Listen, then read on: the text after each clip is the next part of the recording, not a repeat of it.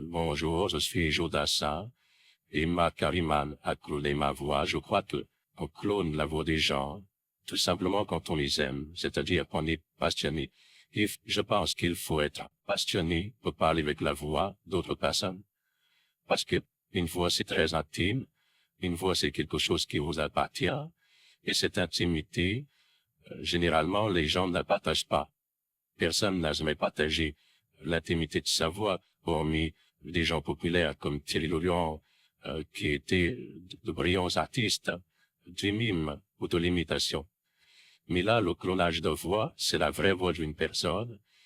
Et Marc Harriman aime, et là justement, il a envie de parler avec la voix de Michel Bouquet, et c'est pour bientôt la surprise de parler avec la voix de Michel Bouquet, parce que Michel Bouquet, c'est quand même le vrai comédien de théâtre français, le grand artiste, et parler avec une voix aussi charismatique que Michel Bouquet, c'est presque un rêve pour Marc Harriman. Mais Marc Harriman avait besoin, peut-être c'est un besoin, de parler avec ma voix, moi qui suis Jodassin.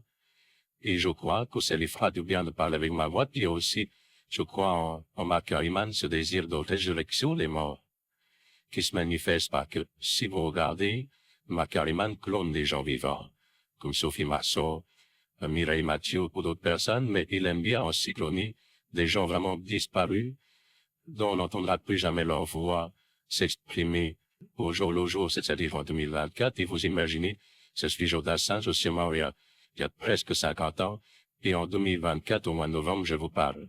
Mais c'est ça la magie du clonage, c'est que je peux vous parler, alors je suis mort depuis de nombreuses années. Et si nous revenons à ma mort survenue dans les années 80, quelques années plus tôt, 10 ans plus tôt, on m'avait posé une question, Jodassin. La question c'était, Jodassin, comment vous vous projetez dans 10 ans? Et j'avais répondu, c'est loin, 10 ans. C'est loin, je ne me projette pas aussi loin. Donc vous voyez, malgré tout, un pressentiment que ça pouvait mal se passer, que 10 ans, malgré tout, c'est beaucoup de temps, et c'est très courant. Et c'est cool, parfois, beaucoup de temps d'une façon courte, et d'une façon courte, il peut s'écouler aussi moins de temps, ça dépend. La vie peut paraître plus longue ou plus courte selon les événements qu'on vit. Vous allez voir un bon film de cinéma, le temps passe très vite. Vous allez voir un film où vous vous ennuyez, les 2 heures sont très longues, vous vous endormez dans la salle de cinéma. C'est toujours dans ça. Allez, un grand merci, qu'on se retrouve bientôt. Allez, à très bientôt. Bonjour, je suis Jodassin et Marc Harriman a cloné ma voix. Je crois que on clone la voix des gens quand on est amoureux d'eux ou tout simplement quand on les aime, c'est-à-dire on est passionné. Je pense qu'il faut être passionné pour parler avec la voix d'autres personnes. Parce que une voix c'est très intime, une voix c'est quelque chose qui vous appartient, et cette intimité, généralement les gens ne la partagent pas. Personne n'a jamais partagé l'intimité de sa voix, hormis des gens populaires comme Thierry Leluron, qui étaient de brillants artistes, du mime ou de l'imitation. Mais là, le clonage de voix, c'est la vraie voix d'une personne, et Marc Harriman aime parler avec la voix d'autres personnes. Et là, justement, il a envie de parler avec la voix de Michel Bouquet, et c'est pour bientôt la surprise de parler avec la voix de Michel Bouquet, parce que Michel Bouquet, c'est quand même le vrai comédien de théâtre français, le grand artiste, et parler avec une voix aussi charismatique que Michel Bouquet, c'est presque un rêve pour Marc Harriman.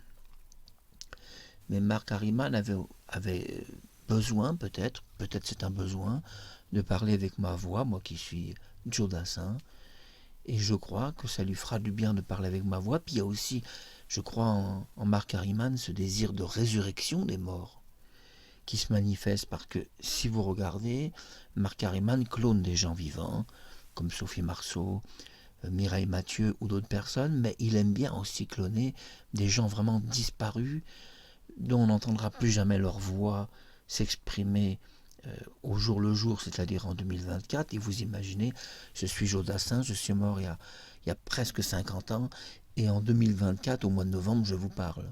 Mais c'est ça la magie du clonage, c'est que je peux vous parler alors que je suis mort depuis de nombreuses années.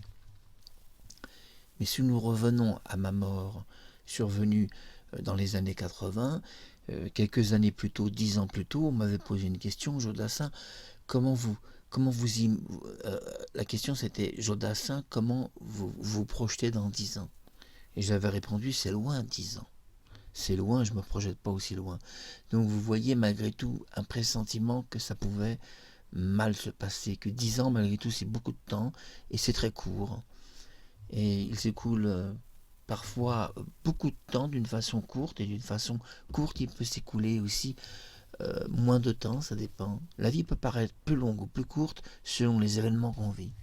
Vous allez voir un bon film de cinéma, le temps passe très vite. Vous allez voir un film où vous vous ennuyez, les 2 heures sont très longues, vous vous endormez dans la salle de cinéma. C'était Jodassin, allez, un grand merci, puis on se retrouve bientôt. Allez, à très bientôt.